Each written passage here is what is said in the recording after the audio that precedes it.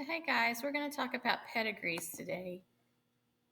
Pedigree is basically a drawing that shows how traits are passed from generation to generation, and there have several symbols that you need to know. The first symbol is that you need to know is a square. Square represents a male. Circles represent females. Horizontal lines connecting the breeding couples, and vertical lines connect parents to children. If it's shaded in, that means the individual has the trait. If there is no shading, it means that that individual does not have the trait. If it's half shaded or dotted, usually it's half shaded, but there are some that will show dots. That means that they're a carrier, which means have the they have the trait, but they don't show the symptoms of that trait, and they can pass it on to their children. A diagonal line means death, and Roman numerals show the generations, and numbers assign an individual to a generation. So this is what a pedigree looks like. Um, Trait is dominant or recessive. It skips a generation in this particular case, and every generation the trait seems to appear to be dominant um, in that first one, or in that second one. Sorry, the first one is recessive. Trait is autosomal or sex linked, so it affects females and males equally. If it's autosomal, it usually affects males more than females if it's a sex linked one. Females tend to be carriers, and those carriers affect their sons more often. So females get traits from affected father and carry the affected mother. Affected males got it from their mother and give it to their daughters to carry. So in that first pedigree, it's a recessive trait, and this is for albinism. You can tell the men have it more often than the females. Um, and then in the second one, it's dominant. It's Huntington's disease, and you can see that it's pretty equal within the generations. So here we have George and Arlene, sorry.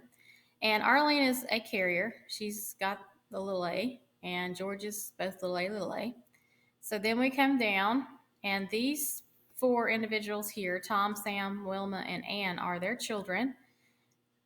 They have a daughter and a son that have the trait, and a daughter and a son that do not have the trait. And Tom marries Sandra. They have two children, one with the trait, one without. And then Alan marries Tina, and they have a child that has it. On this side, Ann marries Michael, and then they have Carla.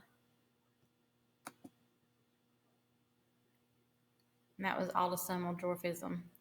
So here they have pedigree. You have some, oops. You have some, oh, take me back. You have some that are marked through, and that means that they have died. So if we look, this is it autosomal or sex linked? Well, only males have this, so it's sex linked. Is it dominant or recessive? And it is recessive because if you look at all the males, they have a little b. And it says assign genotypes to the pedigree to show the inheritance pattern. Fill in what you know first. And so they start filling it in. So at the top, we can fill in big B for the male because we know that he doesn't have the trait.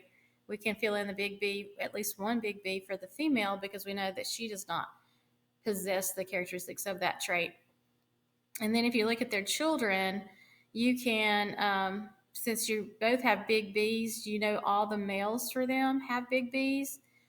So you can put those in, and the females could be big B, little b, so you're not really always sure about that. So you might leave that. You know the first X is going to be a big B, but the second X you may not know. On the left-hand side, you have one male that has the characteristics, so that's going to be a little b, so you can fill in all of the ones that are shaded in with X little b, Y. And all the females, you can shade in with X big B, X. You don't necessarily know that it's a little b or a big B, but you can guess based on what kind of children that they have.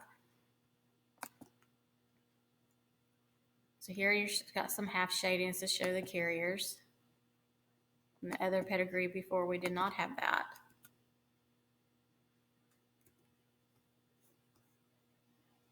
I think that's the end.